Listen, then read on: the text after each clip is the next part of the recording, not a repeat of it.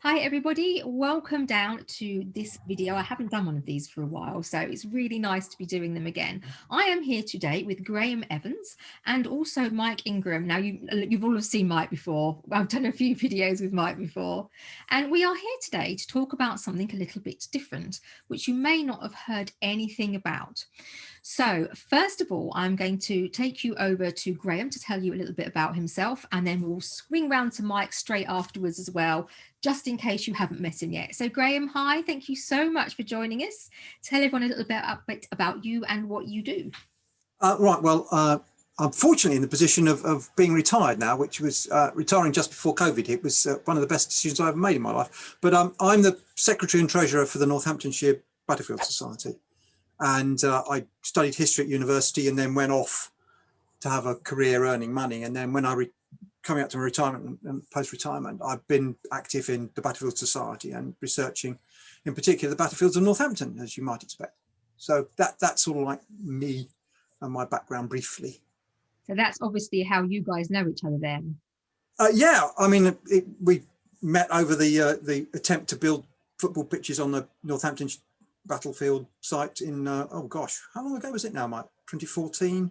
Yeah, 2014. Something like that. And it went along to protest and ended up getting on the committee, you know, the way these things happen. As you do. So, indeed. Mike, how about you? Mike Ingram, medieval historian. I write stuff. I take tours. I've written books on Northampton. My other favourite subject is Richard III and Battle of Bosworth, which I've written a book about. And if you haven't seen it, go and buy one, because you need to. You do need to. You do. Yes. Yeah.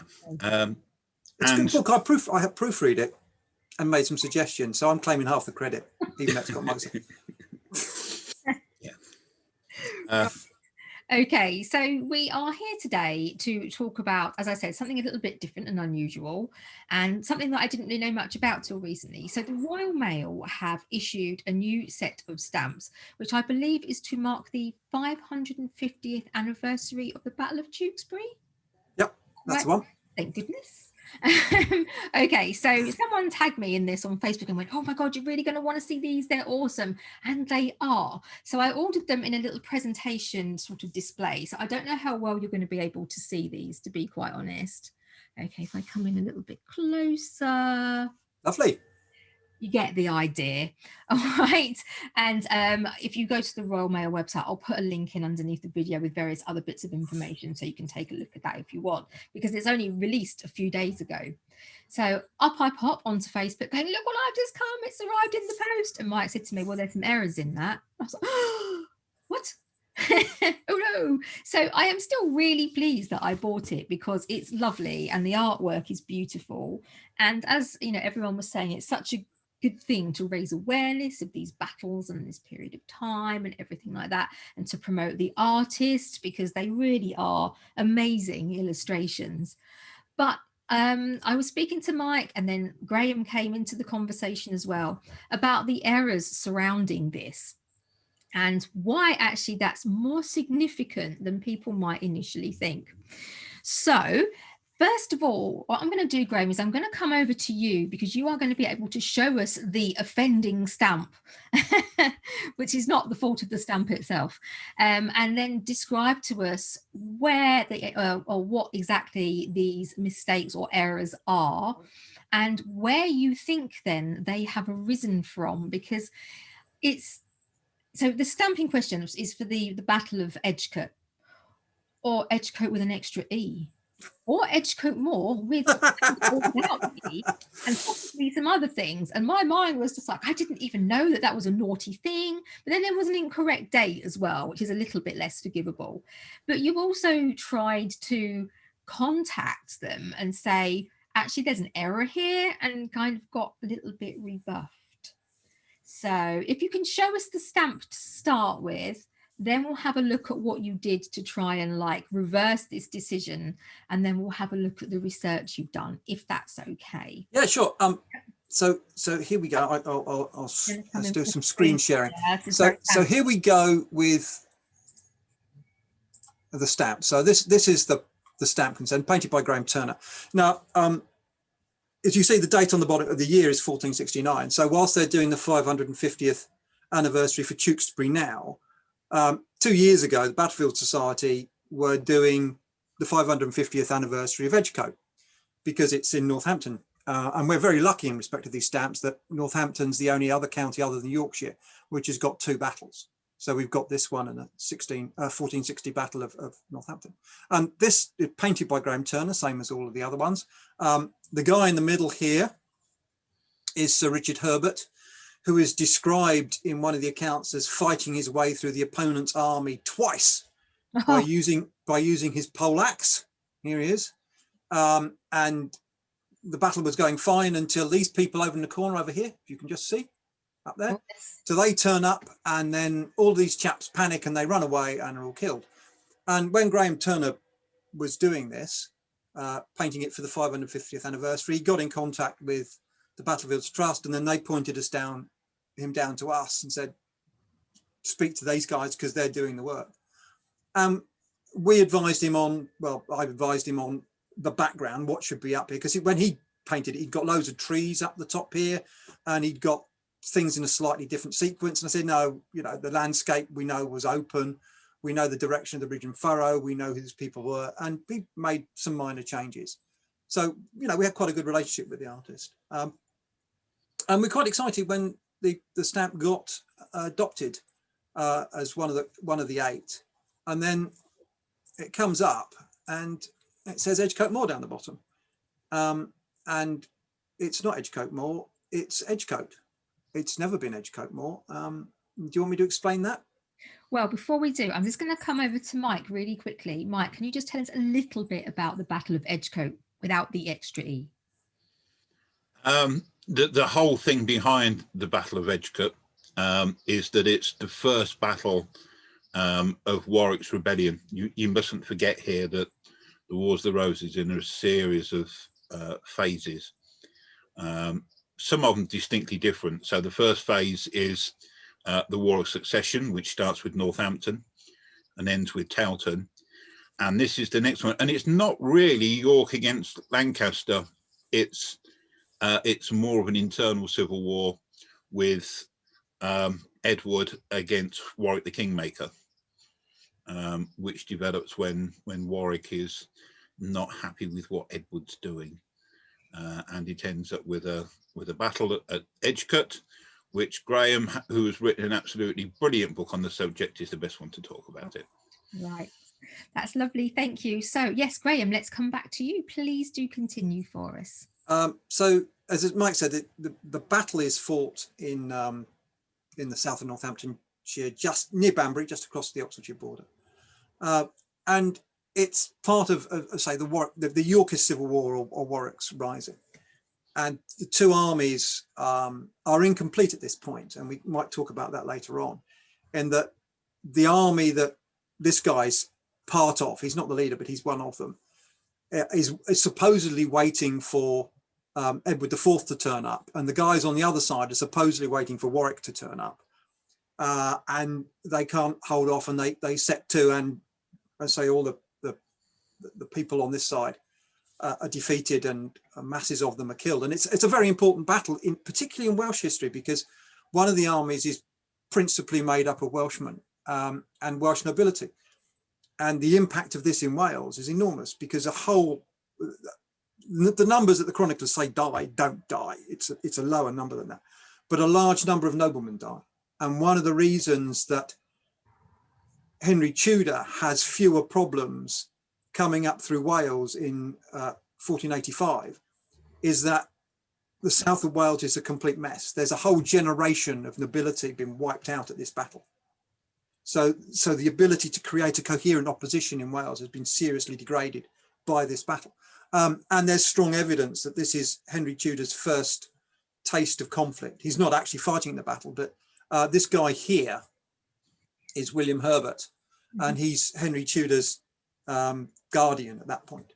So he's got Henry Tudor is probably in the camp, and he's whisked away by a chap called Corbett and rescued and then squirreled away in one of Herbert's castles. So we come down to, what is the name of the battle? And maybe it's not a big deal, but if we look at the sources that we have for it, these are all of the contemporary sources that we know about that have a name for the battle. And they're contemporary and near contemporary. So the Coventry Leet Book, marvelous name, Coventry Leet Book, is the mayoral record from Coventry, which goes over about a 200-year period, and was transcribed by a wonderful woman called Mary Dormer Harris in the 19th, early 20th century. And then we come all the way down to the bottom. This is in chronological order from top to bottom. And then we've got at the bottom Stowe. And Stowe is the last person who possibly was able to speak to someone who spoke to someone who was there. So in terms of people that know someone who knew something about the battle, this is the list. As far as we know, there are no more.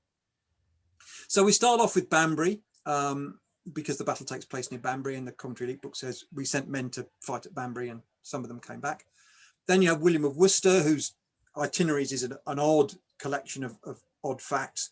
He calls it Edgcote Field. I'm sure your viewers and listeners know this. Field means battle. So Edgcote Field means the Battle of Edgecote. So you never write the Battle of Edgecote Field, because that would be writing the Battle of Edgecote battle. So when he writes Edgecote Field, he doesn't mean a field near Edgecote, he means a battle. Then we have the whole range of Welsh poets. Because so many Welsh nobility died, their court poets wrote a lot of poems about the battle. And in those poems, it's always called Banbury. So if you're Welsh, Banbury. We then have everybody's favourite John de Wavrin, who unfortunately says the battle took place near Tewkesbury. That's why he calls it Tewkesbury. That's an error in his understanding of English usage, because if you look at the other clues in what he says about where the battle took place, and you look at the distances he says it is from various cities and places, it can't be Tewkesbury, it has to be Edgecote, and the other description doesn't fit Tewkesbury and it fits Edgecote. So then we have Warkworth's Chronicle, another favourite, which talks about Banbury. Ingolf's Chronicle, or the Croyland Chronicle, talks about Edgecote or Edgecote. Hearn or Lord Howard's Chronicle talks about Edgecote. Polydore Virgil goes to Banbury. Hall uses both. And then we have Stowe, who refers to Danesmore near Edgecote. So if we look down the list of names that are used by people who know something about the battle at the time, we get a series of names. Now, in terms of the spelling of Edgecote, one of the way towns' names are spelled has changed over time. We know that. There are multiple spellings. So Northampton used to have a middle E in it, for example. Tewkesbury used to be called Tewkesbury. St Albans used to be spelt with an O. So there are many spellings, and we can argue around this. But if you go to the Royal Mail's website, which is a bit ironic seeing as they produce the stamps, and you put Edgecote into their find and address, as you can see from this, all of the Edgecotes near Banbury in the location are spelt without a middle E. I mean, that's quite clear. You can't find any in that area are spelt with a middle E.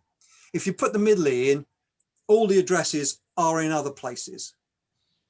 Okay, because there are many places in the country called Edgecote, or where Edgecote is relevant, because Edgecote means a cottage or a cow pen or a pigsty which is surrounded by a hedge. Okay. So it can be used anywhere, but particularly Edgecote. The spelling was determined, as we understand it now, in the 19th century. If we have a look at the most recent Ordnance Survey map, you can quite clearly see there's no middle E in there. It's Edgecote without an E, whether you're talking about the house or the cottages or whatever, it's without an E. And we can go back, this is the earliest Ordnance Survey map that I could find online, bearing in mind that, can't go into the library at the moment. And as you can see, in the late 19th century, it's Edgecote without an E. Spelling is quite clear. So why the Royal Mail would go for, let's spell it with an extra E and let's use a name that wasn't used at the time, it's a bit of a mystery. So we wrote to the, it's difficult getting in contact with the Royal Mail, because you go on the website and say contact us, make a complaint, and it comes up and says, have you received a parcel? Were you unhappy with one of our postmen? And do you not like our stamps very much? Isn't one of the options that you can pick. So yeah, and there's no phone number, is there? And we were counting down the days towards when these were going to come out. And you go on the website and you look and you can see that the stamps have got the error on it, and you can see this sheet that goes with the presentation pack, and that's got an error in it too, and couldn't get through to the Royal Mail. So we issued a press release, and we sent it to local papers and national and whatever.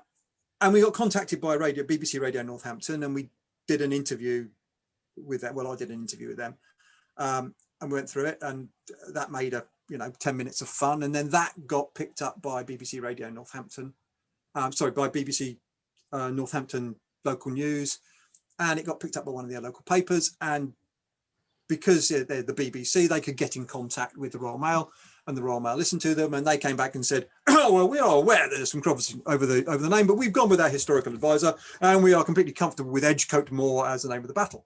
Okay, fine. What can you do about that? They weren't listening, and by that point, of course, they've printed thousands of these things, and they've got presentation packs, and they've paid someone to. So the chances that they're going to change the stamp name and admit they're wrong, we have to admit, is fairly slim. Yeah. So you're left with, what are you going to do? Are you going to just sit there and roll over and go, well, all right, then that's it? Or are you going to put your feet in the ground and fight? And we put our feet in the ground and fought. And the great thing about that is, we had 10 minutes on primetime radio talking about the Battle of Edgecote and why it's important. Same on the BBC website, same in local papers. And funnily enough, here I am talking to you about the Battle of Edgecote, which I wouldn't have been doing if they hadn't made a typo. Yeah, very true, very true. So where you get to in conclusion is that the battle is the Battle of Banbury, if you're Welsh. It's the Battle of Edgecote, or it's the Battle of Danesmoor. And it is never the Battle of Edgecote Moor. As far as people are concerned at the time, it is not. So the question is, I know you want to ask me this, Catherine, is how did this happen? Absolutely. Please do tell. I will tell you.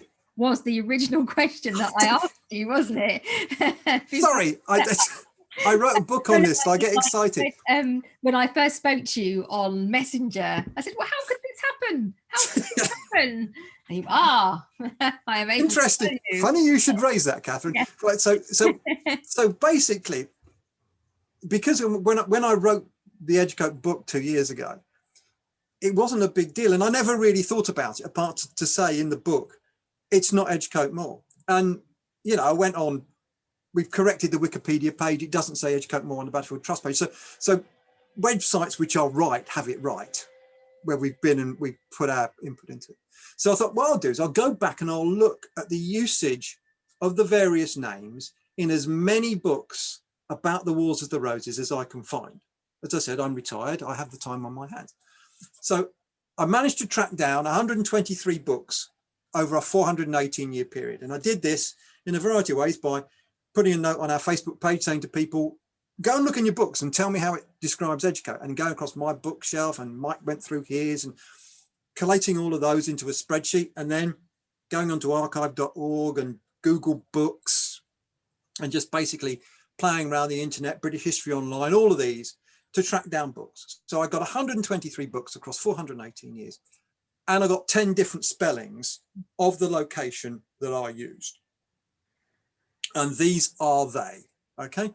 I think since I last spoke to you, I think I might have added one at the bottom, this Edgecote spelt with an A. Oh. And basically it's called by the same name. I mean, I've excluded the Banbury business in here because Banbury's always spelt right. You see, we've got Edgecote Moor and we've got Edgecote Hill. And Edgecote Hill, to a certain extent, is acceptable, apart from the fact it's got a middle E in it. One of the hills there is Edgecote Lodge Hill, so it should really be called Edgecote Lodge Hill, but the battle was fought on a hill, so Edgecote Hill is fair. The thing with this is, even though Danesmoor is called Danesmoor, and the battle was fought on Danesmoor, Danesmoor isn't a moor as you would understand a moor. Okay. So because you think moor and you're thinking, oh, Heathcliff and Cathy and windswept plains and all that sort of stuff, don't you? That's what moor conjures up in your head. And it doesn't mean that in this location. So describing it as Edgecote Moor conjures up this image that there's this wide flat plain with ponds, with meres and boggy bits and odd grass all over the place. And it's not like that. The place it was fought was ridge and furrow farmland, which you can still see in the landscape today. So, anyway, so I did the analysis. And then having done that, I thought, wouldn't it be interesting to see how these names are used over time? So as I said, Edgecote field is not a problem because it means battle. So I put them into a graph broken down by centuries. So 17th, 18th, 19th, 20th, 21st. And this is the frequency. So we look in the 20th century, and Edgecote without a middle E is one of the biggest, followed by Edgecote with a middle E. You'll see in the 19th century, the Victorians, pretty good, mostly Edgecote without a middle E. Isn't it interesting? You look at the 21st century, and I think one of the things that is interesting is look at the explosion of books that have been written in the last couple of decades about the Wars of the Roses. It's absolutely amazing. And there's this blue block here. And that blue block there is Edgecote Moor. Okay. So if you look at these titles, these columns, it's used twice in the 19th century, twice in the 20th century, and a lot of times in the 21st. So if we then look at this use of names on a cumulative basis, you can see that there are trigger points when the use of names suddenly changes and climbs, and particularly for Edgecote Moor. There's a point down here where it suddenly boosts and goes wham, straight up. And that follows the publication of a book by Philip Haig called Military Campaigns of the Wars of the Roses. And that's significant because that's the first book. It's a really important book that it was written. It's the first book that is written as a military history of the Wars of the Roses. And if you think that the Wars of the Roses are a series of wars, you'd think that there would be other military history books written about them, but they're not. Battles are included in the histories, but it's not normally the purpose of the book to talk about the histories. It's to talk about the wars and so on. So Haig's book is very influential and it's used by a lot of people. I mean, because it's now 25 years old, some of the research has been discredited, particularly around Edgecote and Northampton, that its analyses are wrong, and probably about Barnet as well. And he may have errors in respect of Towton and some problems with St Albans. But the book itself is a very important book, and it is quite frequently quoted in people's bibliographies. And where I could check, yeah, all the people using Edgecote Moor are quoting Haig in their bibliography. Where Haig got it from, I can't really find out, because the two usages are down here prior to Haig are in 1850. And they stem from a book called something like An Introduction to English History, written by the Reverend John Collingwood Bruce, who was a mid-19th century school teacher who ran a school in the north of England. And he was a historian as well as being a doctor of divinity. But his expertise was in Roman history and Hadrian's Wall. And he wrote this book, and it just has one chapter about Edward IV, and it refers to Edgecote Moor. And then that book is used in another book, which was published the following year, where someone says, you can use these facts and you can create a lesson plan for schools, because Bruce's book was intended for use in schools. And you can talk about the battles, and one of the battles is Edgecote Moor. So maybe it got into the curriculum for someone, but for some odd reason, it is not used again until Philip Haig. And I don't know, I can't get in contact with Philip. I don't know whether he's read this book from 1850. And if he had read it, why he would use Edgecote Moor, because it's, as you can see, compared with the other usages, it's completely out of sequence, out of character. After he published that book, it was picked up as a term by Hutchinson when they published their Encyclopedia of Ancient and Medieval History. And in that book, edited by Dr. Matthew Bennett, the battle's called Edgecote Moor. Interestingly, the year after they published that, Philip Haig published his own book on Edgecote. And at that point, he dropped Moor. So his book about Edgecote just calls it Edgecote, doesn't call it Edgecote Moor. So he decided at some point, oops, I've got this wrong. Why we have the middle E coming back? Because as you can see, you know, by the time we'd got to the middle 20th century, people are using Edgecote spelled correctly, and it's used correctly in William Seymour's influential Battles of Britain book, which was published in the late 1970s. So that's it. So it really, the modern usage of it comes down to Philip Haig's book, which was picked up by the guy who did the historical notes, who wrote a book called A Short History of the Wars of the Roses. And based upon the fact that there is another error in the stat, which is to do with the name, which I think is incorrect in his book, he's just basically gone to his book. He hasn't, I mean, the irony of this is he's writing notes for a set of stamps that are commemorating the 550th anniversary of Tewkesbury. And he hasn't looked at the dates on the stamps and gone, oh, that's interesting. We've had quite a few 550th recently, haven't we? Maybe I should go and see whether anybody's done any work to commemorate the 550th anniversary. And if he had, and if he'd gone, for example, to the Battlefield Trust website, I mean, I can understand why he wouldn't find us. But if he'd gone to that, he would have found that the name on there doesn't say Edgecote Moor. If he was a member of the Battlefield Trust and took their highly regarded Battlefields magazine, he would have seen the 2-issue double spread article that the Society wrote, which quite clearly says what the name is in 2019, and he would know that he had the name wrong and also the date. But no, he didn't. He just wrote the stuff. And there you are. So, Mike, as somebody who's writing a lot of books around this period constantly, and you're kind of in this field of the Wars of the Roses, and you are well known for writing books on Richard, it was very, when Graham said it then, you could notably see how we are 2 decades into this century, but already we've got nearly half as many books as the entire previous century. Do you think that has got anything to do with the discovery of Richard?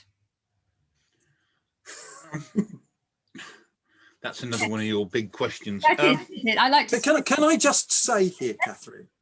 This is one of my pet hates: is everything in the Wars of the Roses is not about Tricky Dicky Gloucester. There are other people involved. It's because I live in Leicestershire. I'm not from Leicestershire, but I live. Well, I'm not from Northamptonshire. And but it's just so obviously.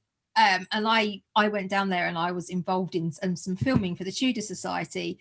And just as from somebody who lives in this area, and my son goes to school here, and I've got friends who have older children in schools, you know, you talk to people and they just said, you know, when this happened, it exploded the whole of this period. But of course, people who don't necessarily know as much about the whole period, or essentially really aren't that massively interested, will go to the focal point, and that focal point is Richard. So you talk to people around who got very excited about this at the time, and the kids learn about it at school, everything like that. And that's what it's like. Henry VIII. Henry VIII was an awful, horrible man. Like there was simply no redeeming feature. Well, the first 4 or 5 years, he's quite nice. It's not bad, but if we didn't have Henry VIII, would we, because he is like the gateway drug into the Tudors, isn't he? So if we didn't, if Arthur had lived, or Henry, well, I've married Catherine of Aragon or somebody else, and yeah, it's all right, we're doing okay. Boring kingship, average kingship, he dies next. Would people be drawn to it? So I think most periods, whether we like them or we don't, I like Henry Tudor and I like Richard. So, but there's a focal person, isn't there, that brings us in. And as I said, as somebody who lives in Leicestershire, you get this. And I was, we were speaking about this yesterday, Graham, and I said somebody we both know, and I won't say who, said that they live in York and no one cares about Richard III in York. And I was like, when he told me that, I was like, I don't really know what to say to that. So I did see this boom, I think, at the time. And of course, what's happened now in Leicestershire, when you go, I don't live in Leicester itself, but when you go over to Leicester, which is something I generally avoid doing, as you get towards the outskirts of the city centre itself, it all very much becomes, there's banners with pictures of Richard on and all things like that. So, they've had to sensibly bring that in and throw the money into Richard rather than necessarily the whole shebang. And I think that's just largely a sensible financial decision, whether we think that that's right. Because Cardinal Wolsey died in Leicester, but that's comparatively small. Cardinal Wolsey did a lot of stuff, so where he died is reasonably incidental, and we don't have much of a claim to fame in Leicester. We've got Lady Jane Grey, obviously the Grey estates up at Bradgate, but None of those. Oh, you're the site of one of the big atrocities of the English Civil War. Yeah, this is just what I was going to say. The sacking of Leicester by bad King Charles. I don't remember. I know Mike. I don't remember that. Well, I don't remember it personally. No, I wasn't there. I probably talked about that as well with Mike, but I get overwhelmed by the Civil War. I haven't done that much on it. And I was starting to really read and get into that, which we had that conversation, didn't we, Mike? And then the Howard thing turned up and everything else has gone by the wayside. So to go back, once I've finished all the Howardy things, that is my next step, to go back to the Civil War again. But, okay, the thing with the Civil War is, I mean, although I've written a book about medieval history, I was mainly an early modernist when I was at university. And you're studying the Civil War and the Tudors, and you're studying Elizabeth and going, yeah, I understand why you're not getting married, but for goodness sake, get married, have some children. Otherwise, we get Charles the First. I mean, it's just, please do something. Gee, you know, Leicester's a great guy. Marry him. Elizabeth's decision not to marry and have children is a whole other ball game. Okay, so I don't know why then. Maybe there's been so many Wars of the Roses books written in these first 2 decades, but I'm glad that they were, because obviously the more we have going around, the better, and it is a really important part of British history. Well, I think it is anyway. Yeah. And if other people think it is, then they're wrong. So I get very frustrated. I mean, Edward IV is, I mean, he's such a lively character. I don't like him. But I mean, he rules for 22 years. He's thrust onto the throne at the age of 18 with absolutely no training whatsoever. And he makes a few mistakes, that has to be said. He never loses a battle. He manages to stabilize the kingdom. He gets thrown off the throne because Warwick the Kingmaker basically gets jealous of anybody who's given anything apart from him. And I've, you know, in terms of the way I crunch the numbers on the books, I've crunched the numbers on offices of state and land and all that sort of stuff. And Warwick has nothing to complain about. It always says, oh, the Woodvilles are getting everything. Yeah, but in your generation, you got everything. That's why your coat of arms is not just quartered, it's 8th and 16th. Wow. So all you're complaining about, Neville, when you're complaining about the Woodvilles, is they're basically doing what you did, but they've turned it up to 11. And then he gets his throne back. And he's a remarkably tolerant man. You look at what Clarence does. You look at the number of times he's stabbed in the back, and he forgives, and he forgives. He forgives at least 3 times. That's 4 fingers. At least 3 times before he finally goes, you know what? Enough is enough. Bang. And okay, he's a bit indolent at the end. But as I say, he was clearly a very charismatic individual. Mm-hmm. And it's enormous. I mean, the loss of his legacy and the death of his 2 sons is enormously tragic for the country. I mean, we'd still be Catholics if it hadn't been for Richard III, wouldn't we? Well, now there's another topic. I've had a discussion with somebody else about at what point the Reformed faith may or may not have come to England, and would it or would not have taken hold if it wasn't for the Anne Boleyn situation. But anyway, we digress. Topics for another time. So do you want to talk about the date?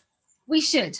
So meanwhile, back at the ranch, yes. So the date given, obviously they have the year right. But the date that they've given with regards to this collection is the 26th, isn't it? That is correct. The 24th. So hit us with it. Right. Okay. So I'm afraid I'm going to have to go for some slides again. Okay. So here we go. So what's the day of the battle? So if we look at the sources that we have, it's traditionally said to, as you said, the 26th of July, and that's in Warkworth's Chronicle. And in Hall, which is the main source for the battle, it's described as the morrow after St. James's Day. And St. James's Day is the 25th of July. So clearly 26th of July. And as you can see in the bottom right-hand corner, that's the signboard that the Battlefields Trust put up at Edgcote a number of years ago with the 26th of July on it. The earliest record that we have, and I talked about the Coventry Leap book earlier and the marvellous Mary Dormer Harris, says, in Vigilia Sant Jacobi Apostoli AR Edwardi 9. Okay. So on the vigil of St. James, the apostle, in the 9th year of King Edward. So that's 1469. The vigil of St. James is the day before. So that's the day before the 26th, which is the 24th. Now, the Commentary Elite Book, the reason I like that is, I mean, in my career, I was a bureaucrat of type. And one of the things that bureaucrats do is they write stuff down when it happens. And it's important that you get dates right, because dates, you know, tell you in the sequence they come in. So if a bureaucrat in Coventry has written down, the battle occurred on this date and we got our men back, you can be pretty sure that's right.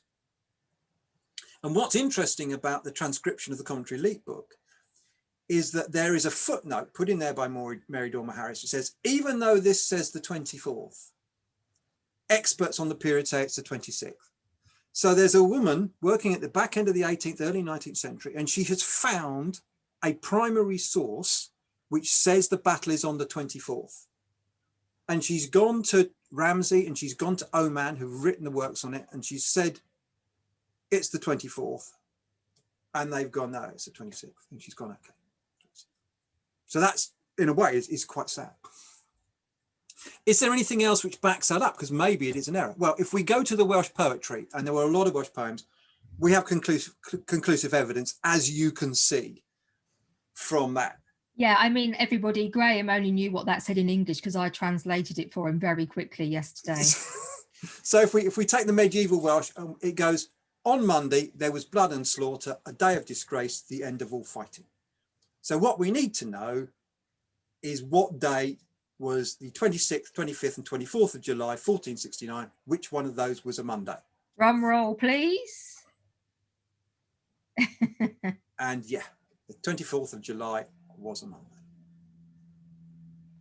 And the thing that's really, really interesting about this is when we started researching this for the anniversary, almost the first thing that we found in our researches was a paper written in 1984 by a Welsh scholar called The Actual Date of the Battle of Banbury. And it was published, and he goes basically through the evidence I've just shown you there. He goes through the poems and says, 24th of July, that's it. So we have known for 40 years that the date of the battle is the 24th of July. And those findings have been ignored.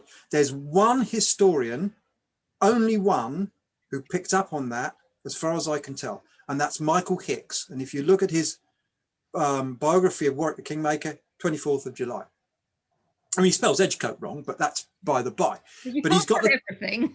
No, indeed, you cannot have everything as you say. So he's gone for the 24th of July.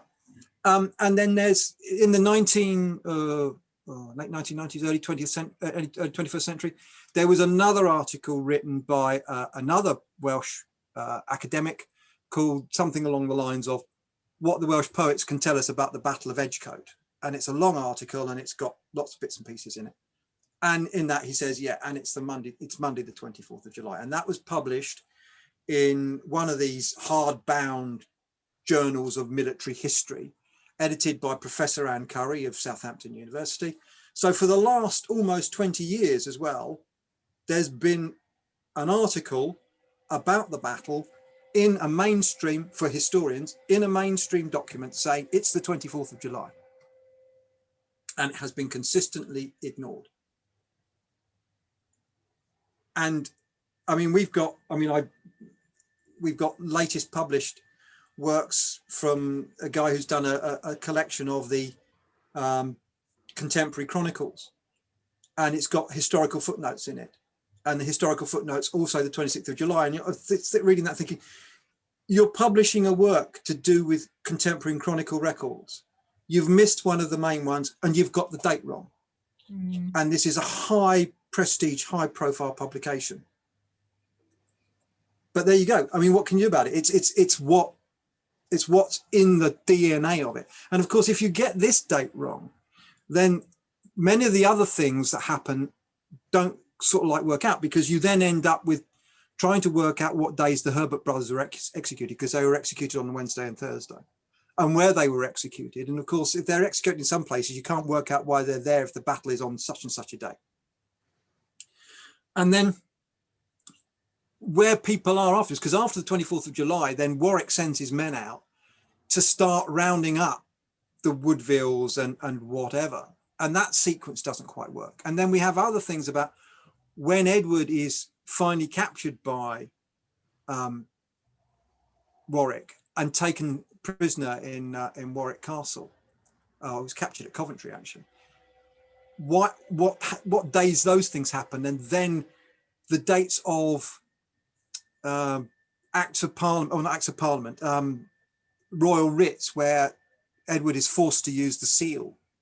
All of that, the timeline looks a little bit odd, and the reason it looks a little bit odd is because you've taken 2 days out of your timeline by saying it happened on the 26th instead of the 24th. Right. And then there's other things like there's a strong thread which says, oh, Edward didn't know the result of the battle because he's doing these things. You go, oh yeah, but that's because you misunderstood where Edward is at that point in time because you're looking at the wrong date for the battle.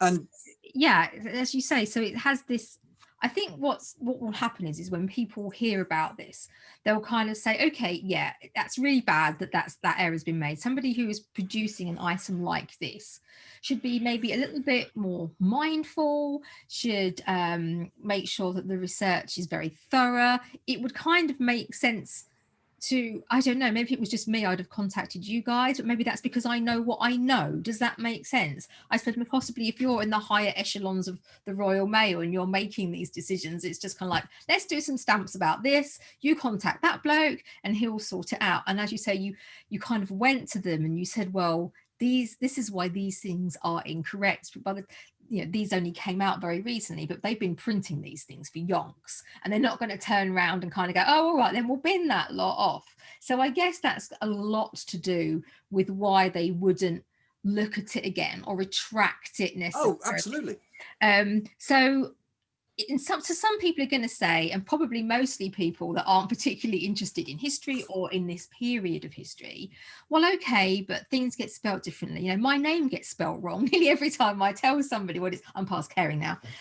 But well, me too. I get E on the stuck on the end of my name.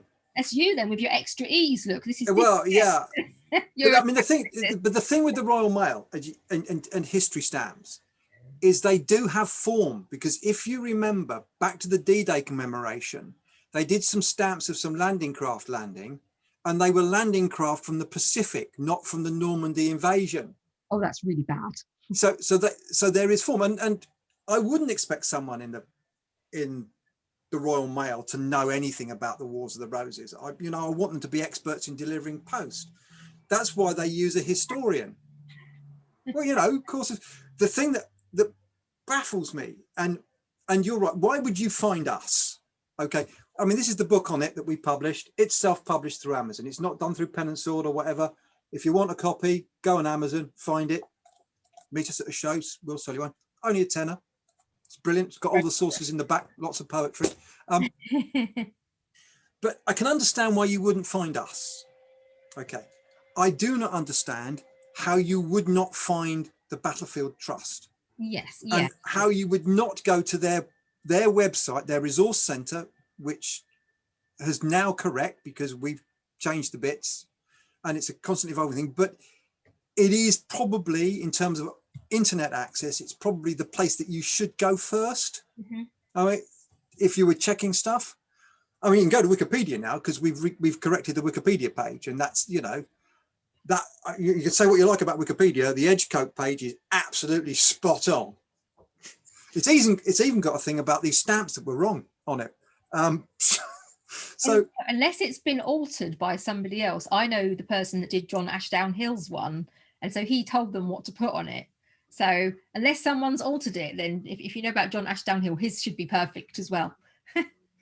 Well, I've got a tracker on it. It goes ping on my inbox if anybody fiddles with it. Ah. Oh yeah. Ah, genius. Yeah. But the thing with it is and the other thing you go is why is it important?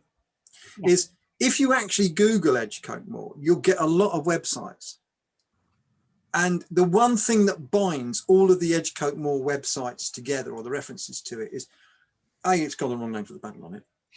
B, it has the wrong date on it, and C, it almost certainly, not certainly, it will definitely have the wrong army sizes on it, and it may well have other incorrect information about the battle as well. So there's a whole stream of garbage that follows on from this initial poor research, and it's almost like, you know, what can you do to change these things? I mean, Mike, with Bosworth, nobody would have heard of me. This is my first history book. I've written other stuff. This is my first history book. I mean, if there are people who may have heard of me because my other publications in journals and things are to do with the cost of collateral in highly complex financial transactions, you know, so people look at that, go, oh, Graham Evans, yeah, I believe in that. But, you know, this, I can understand why you wouldn't find me. But Mike on Bosworth, Mike's well known on Bosworth. And Osprey have just published their Bosworth book and ignored completely Mike's findings. Now, it's a decent book. It follows Ford and Curry, but it doesn't follow the most recent up-to-date stuff. And you find that over and over and over and over again. Yeah. So people are willfully not looking because it's so easy to find information on the internet. And if it has a nice map, people will go with it. And it's just, I mean, I don't know what you can do to change this. I don't know which historian could have done Jonathan Ross about the Battle of Edgecote and people will have listened. I mean, it's a good story. I mean, it's got loads of stuff in it. It's got people being murdered and it's got the fight over the barmaid. It's got, you know, all sorts of salacious detail in it, as the king being dragged out of his bed in his nightshirt by the Archbishop of York. I mean, it's just brilliant in terms of what's going on. And, you know, and then his mother-in-law gets accused of witchcraft and his wife has to go into sanctuary and people are executed. I mean, Game of Thrones isn't even close to what's going on in this very narrow period. And it ends up with Edward just walking out of captivity because he won't, in the end, Warwick's trying to make him sign stuff and Edward's going, no, I'm not going to sign it. Not going to sign it. Not going to sign it. Do you know what? I'm just going to leave. And he basically, he's riding down the road and Warwick's going, you can't go. I haven't got a bodyguard for you. And he's going, it's all right, mate. Go with my friends. Oh, and it's just an amazingly cool. Oh, I know, admittedly, it all blows up the following year with Losecoat and da-di-da-di-da. But it's, you know, it has absolutely everything in it as a period. I have to admire his front on. I wasn't keen on him more in his later years, I guess, but you have to admire. My brother always says you can get away with anything if you've got enough front. That was definitely just, yeah. I mean, he grows up very quickly over these years. But I mean, he's right in terms of the alliance with Burgundy or the alliance with France. He's never going to sell an alliance with France to British noblemen. I mean, is he? No. No, he's not. He knows in his gut that Burgundy's the right people. So you mentioned just now about all three of us could talk about this all day. Sorry. You mentioned just now about other inaccuracies, and one of the things you mentioned was the size of the armies and the men involved. And previously, earlier on as well, you were saying about the numbers of deaths in battles. And this is a discussion Mike and I have had, and some of the things we've talked about. And obviously, you've referenced Mike's book to Bosworth, and we were particularly actually talking about Towton. And 8 billion trillion zillion people died at Towton, roughly. And so these are the numbers that you hear repeated, and the bloodiest battle and this, that, and all the rest of it. Now, clearly it wasn't a fun time. But Mike, can you remind me, I think I've got them in my head, but I'm not going to make a fool of myself in case I'm wrong, how many people were generally accepted to be taking part at the Battle of Towton, and how you know that that's pants? Technical words. Pants. In the biggest extreme, and they do vary. I think the biggest account is 100,000 people as taking part. Now try and picture the population of England at the time, and that is a good part of it, well, especially the fighting levels of it. That's the first thing. The second thing is go up to Towton and stand on the battlefield and see where you can fit 100,000 people. It's just physically impossible. It's the same with Bosworth. When you talk about Bosworth, and this long-standing idea that the Battle of Bosworth was fought on Ambion Hill, and Richard's got 15,000 men. Again, just have a look at Ambion Hill, how you could fit 15,000 people on there. Even if you had them sitting on each other's shoulders, you still couldn't fit. Human pyramids. Yeah. Yes. Yeah. Entertaining idea for a story, isn't it? The human pyramid of Bosworth. It's the thing about it's how armies are formed up, that it's, and people say, well, they just weren't they deep? You go, yeah, but we know in the late 15th century, when the Swiss start to introduce the pike, that it's remarked upon that the Swiss are using really deep 16-man deep formations. So the one thing we know about the way that Wars of the Roses armies form up is it's less than 16, and it's less than 16 by quite a bit. And if you go back to the stamp at the very beginning, with Sir Richard Herbert fighting his way through the enemy army, I submit to you, my lad, that if the enemy army is 16 men deep, that's a considerably more difficult task than if they're only 6 to 8 men deep, particularly if you do it twice, because that's 64 men both ways if they're 16 deep, and you know, on and on it goes. Yeah. Plus, of course, as Mike pointed out to me previously, it's not just the physical numbers of men, it's all the other stuff as well that comes with it. So the horses and the food and the equipment and everything like that. And often they would obviously just turn up somewhere and go, well, we need feeding. It's a very rough. Well, you would take your men, is it? Take your 40 days that comes with it. So you take a certain amount of supplies with you. I mean, one of the things that people never get their head around in terms of the Wars of the Roses is, generally speaking, how short the campaigns are. So if you take the two Northamptonshire battles, so you take Northampton and Edgecote, the elapsed time from when the invasion is launched to when the battle is fought and the campaign is over, in both cases, is about a fortnight. And you think that's a really short period of time. And if you're campaigning in an area where it's quite fertile and there's a lot of water, like Northamptonshire, that's quite easy. Once you start getting up into bits of Yorkshire, it's not so easy. But people they'd be carrying a week to 2 weeks food on them. So you don't necessarily have a lot of wagons with you, because the armies do move quite quickly. It's the guns that slow you down, I think. So popping back to what we started to talk about earlier, which was why this matters, and we've covered that quite a lot. When we were talking previously, Graham, we were saying about how sometimes these things seem quite little, but they have those knock-on effects. And also there comes a point where if it's kind of just acceptable to let that happen, and people just go, oh, well, you know, it's just one of those things, and these things happen all the time and everything like that. But at what point does acceptable become unacceptable, or potentially damaging, or possibly even dangerous? And you were speaking to me, and this was such a brilliant point. And actually, I know not everyone knows what Clubhouse is, but coincidentally, I went into a room on Clubhouse last night, which was about bad history. And the discussion that we'd had literally about 2 hours before about the Welsh poetry, I went and told everybody about that discussion. So now you can tell everyone on this video, because you told it much better than I did. Well, you're talking about the diversity argument. Yes. Oh, right. Well,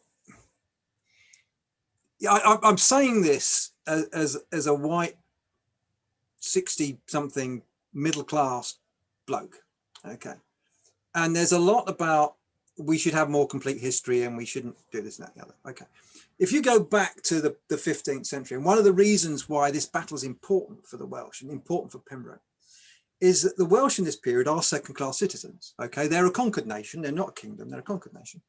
And Pembroke and the Herbert brothers are the first people who really, really break into English nobility with real power as Welsh people. And that comes from their association with Mortimer's, of course. And that's a significant thing. And one of the things that we know, as we said before, is a lot of Welsh nobility are killed at this battle. And the consequence of that is that Welsh poets write a lot of poetry about them. And one of the issues you have with that, and I've had this discussion, oh, well, it's just a poem. No, you misunderstand. Okay. Welsh poetry in the 15th century was the equivalent almost of a chronicle. So there were strict rules about what you could and couldn't write. Every court for every noble has a poet, and every region has a senior poet who makes sure standards are kept up. And there are strict rules. So you can say in a poem, for example, my lord is as strong as Goliath, because that's clearly, you know, exaggeration. What you can't say, if your lord was a midget, was my lord was 6'6" and dwarfed everybody else around him, was definitely taller than the man next door, because people know that's not true. So that's a lie. And you can't say my lord was the lord of Raglan Castle if he wasn't the lord of Raglan Castle. So when you say things like my lord was killed on a Monday, you know that's accurate. Mm-hmm. Okay. If the poem says we fought Yorkshiremen on a hill outside Banbury, you know that they fought Yorkshiremen on a hill outside Banbury. Okay. Now, there is some usage of Welsh poets, but generally speaking, they're not taken as seriously. And this is one of the reasons why the date is wrong. And it's all like comes in with Mary Dormer Harris as well. You're talking about a profession, particularly in the 19th century, which was heavily dominated within this country by white, upper class, wealthy English academics. Okay, so Ramsay's a lord. Okay, I mean, there are some who aren't. I mean, you take the marvelous Firth and Gardner, I mean, the Civil War historian. But it's very dominated by a particular group of people who have a particular series of range of social attitudes. So diversity in the 15th century isn't about whether or not we've got any Saracens, as they would have called them, living in England. It's about the other parts of the country as well. And do you regard Welshmen and Cornishmen with the same level of respect as you would regard other people in England? Mm. The North is a foreign country. I mean, there's a whole business about Margaret of Anjou coming down and the people in London being terrified because there's all these Northerners who basically don't know how to live properly because they live in the North.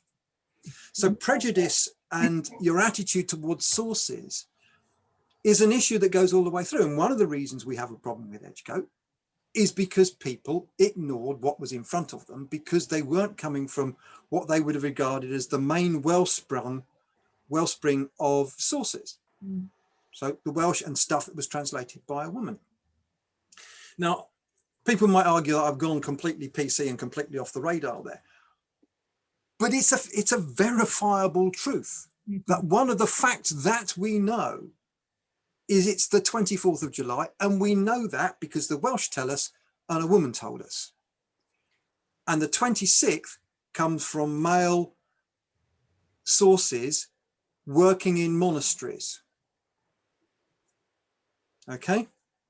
And people who are dominating the intellectual classes of that period within England. Yeah. And you need to understand that when you're reading it. And you get that as you go forward. I mean, if you fast forward to the back end of the English Civil War, one of our local notables was a guy called William Butler. And his reputation is appalling. And the reason his reputation is appalling is because after the fall of the Republic, he refused to recant and he remained a nonconformist. And all of the Anglican clergy piled into him and his reputation because he would refuse to recant and he refused to accept that the prayer book was correct even after the Restoration. So you look at the people writing about him and you look at the background from where they're writing from and you look at what they're trying to say. And that's why his reputation is basically pants. And even Ivan Roots couldn't see that because he never went back and looked at who was writing what and what was being ignored. So the context for the history that you're writing and reading about is really, really important. And it's widely overlooked. And you have a very much the same issue with Bosworth, with the Stanley poems. Yes. In certain quarters, the Stanley poems are completely poo-pooed. And this is even today. However, if you actually read them, they're the only sources that matches the topography exactly with the archaeology. Wow. So why are you going to ignore them? And also they tend to refer to a 17th century version of it, whereas in fact, if you trace back the historiography of it, the very first version was written within weeks or months of the actual Battle of Bosworth, almost certainly by someone who was on the battlefield. So why do you ignore that source? Tell us a little bit about those then, because I don't know about those. There was a whole series of poems written by the Stanley family in the aftermath of Bosworth. You've got the Ballad of Bosworth Field. Yes, I've come across that. You've got the Ballad of Lady Bessie, which is talking about Elizabeth, and a couple of others as well. And there's one on Thomas Stanley himself, right? That's written about. And they're the English equivalent of a Welsh poem, basically. Okay. Yeah, I think is the best way to describe them. And the fact that they're contemporary tells you the story, and it includes all little bits of details that you don't find anywhere else in England, but they do collaborate with what was written in the European stuff at the time. The Stanleys, of course, you've got Welsh links with the Stanleys, haven't you? Exactly. Yes. So are they buying into a Welsh tradition of commemorating events with poetry? Yes, that's what it looks like. Yeah, because that's the other thing about the poems about Edgecote, is they are written really soon afterwards. So if you write, there was a tradition that you wrote either the victory poem or the elegy is written to be performed within a week to 10 days of the death. So in terms of contemporary sources, they're absolutely nailed on, really, really close to the event. I'm awful at poetry, so it's a good job I wasn't around in that period, because there's no records at all of anything that happened. We'd just be staring at a blank page. But the other thing in terms of the cultural influence, and this is one thing that other people don't get, in terms of the size of battles, is why do people keep writing 40 or 100,000? Why do they do that? Why do they write 20,000 when they know that the size of York isn't anywhere near that? Why do people write those numbers? Why do you think? Well, it's quite exciting and it sounds good. Yeah. Okay. So I've got a series of accounts here, until you can guess where these come from. Okay. Oh. So one army had 40,000 horsemen, another had 20,000 foot and 12,000 lesser men. 400,000 footmen and 400 fully armed men. 18,000 men were killed. 22,000 men were killed. That sounds. 3,000 were slain by 2,000. 800,000 drew their swords. 500,000 drew their swords. 1.1 million were in the army. 470,000 were in the army. 120,000 men drew their swords. Where do you think those numbers are taken from for army sizes, which were believed by the people writing them down to be correct? It sounds like what happened in Oxford Street when they opened Primark after lockdown. It does. But where do you think those numbers come from? I have no idea. If I told you one of the numbers was 32,000 chariots, would that help? Oh, so somewhere in... No, I'm not saying anything in case I make an absolute fool of myself. No, go on. What were you going to say? No, Mike, over to you. Do you want to write something down on a piece of paper? And if you're right, you can hold it up. No. Okay. Well, presumably, if there are chariots involved, it's got to be in Greece. No, good guess, but it's not. No, but that's a good guess. And they're all from the Bible. Oh. They're all from the Bible. So why do you think when monks and people working in monastic institutions write about armies, why do you think they think an army consists of 40,000 men? Was their kind of their point of reference, isn't it? Their point of reference. And the issue that we have with these is that the word, and I can't pronounce it, but the word in Hebrew for fully armed and 1,000 is very, very similar. So when somebody writes 40,000 horsemen, they might actually mean there were 40 fully armed horsemen in armor. Right. And that's why you get ridiculous statements like there were 400,000, of which 400 people were really important. Because there are 400,000, there are 400 men in armor, and all 400 of them are important. Wow. So one of the things that we're looking at when we're looking at what people are writing in chronicles is what's their frame of reference. So if you look at, for example, the chronicles about the Cid and the Reconquista in Spain, the way you do, a lot of those references in that and the use of wording and phraseology comes from Maccabees. Okay, and Maccabees is the book of the Bible, which is about the Hebrew uprising against the Greeks and the Macedonians. So if you're thinking that you're an oppressed people rising up and you want to make yourself look like God's chosen people, what better parallel than to say, hey, look, we're just like the Maccabees fighting Alexander the Great, aren't we? Yeah. It doesn't mean that the people in Spain were actually Maccabees and that these were actually what people said. So the context of what people are trying to do in terms of using this language is really important, because what you're doing because the Bible is the most important book, by showing that you understand the Bible when you write your chronicle, you're showing how well educated you are. Yeah. And people will follow that line. Yes. Which is why I like the Coventry Leap book, which is written by the bureaucrat who's writing down, we sent off 78 people and these are their names. I like that. Because everyone knows where everyone is. So I can kick that number. Right, gentlemen, thank you both so much for your time today. And this has raised so many more questions and ideas for topics for conversations as well. So, and we will be back, I'm sure. But yeah, we could talk about all these things forever and a day. We can do army sizes. Army sizes would be a good one. Army sizes is a good one. Yeah, that's piqued my interest. That's one of the things in my head that's going around in my head. So I'm sure we were all going to meet again in that case. So once again, thank you both very much for your time. It is much appreciated. It's been very entertaining. I'm going to think of you both every time I walk past my stamps when I eventually, it's probably been about 12 years, knowing how quickly I don't get things done. And come and join the Northamptonshire Battlefield Society on Facebook, on our website, because we've got all the stuff there.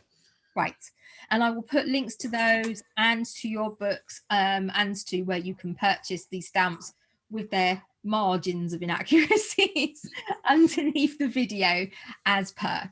So thank you both, gentlemen. Take care, everybody. Thank you so much for watching. Do leave any comments or questions underneath the video and we will get back to you, and take care and bye-bye.